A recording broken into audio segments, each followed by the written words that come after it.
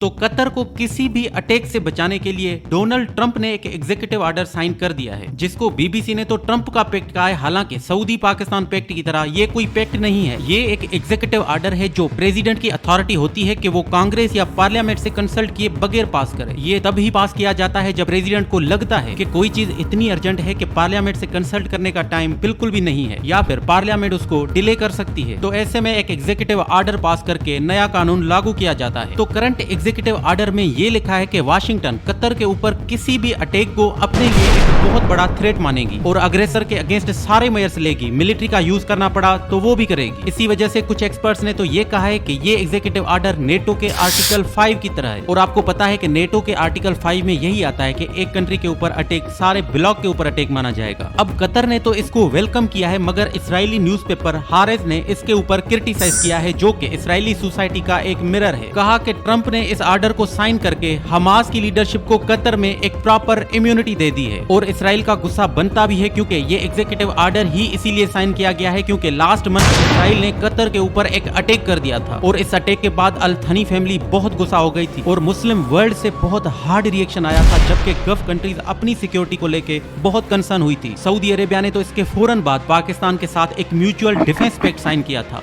जिसके under already Pakistan की तरफ से आर्मी स्लो डिप्लॉय की जा रही है। मगर कतर की सिक्योरिटी का क्वेश्चन अभी भी बना हुआ था, इसीलिए डोनाल्ड ट्रंप ने एक एग्जीक्यूटिव ऑर्डर साइन करके उनको एक सिक्योरिटी फराहम कर दी है। लेकिन सवाल यह है कि क्या कतर इसके ऊपर रिलाय कर सकता है, क्योंकि ये एक एग्जीक्यूटिव ऑर्डर है जो कि कांग्रेस की कंसल्टेशन के बगैर पास किया गया है। और वार पावर्स एक्ट के तहत यूएसए की मिलिट्री जहां भी डिप्लॉय होगी वो कांग्रेस डिसाइड करेगी। इसीलिए बीबीसी ने भी कहा कि ऑर्डर में शायद एक लीगल एस्पेक्ट नहीं है और फ्यूचर का कोई भी प्रेसिडेंट इसको आसानी से डिच कर सकता है या फिर रीराइट कर सकता है। डोनाल्ड ट्रंप की अपनी ही मागा मूवमेंट के एक होस्ट ने कहा कि ट्रंप ऐसा कैसे कर सकता है, क्योंकि इसराइल कल को अगर हमास की लीडरशिप को कतर में टारगेट करता है तो क्या यूएसए इसराइल के अगेंस्ट वार लड़ेगा, और अगर नहीं तो फिर ये पैक्ट कतर के किस काम का।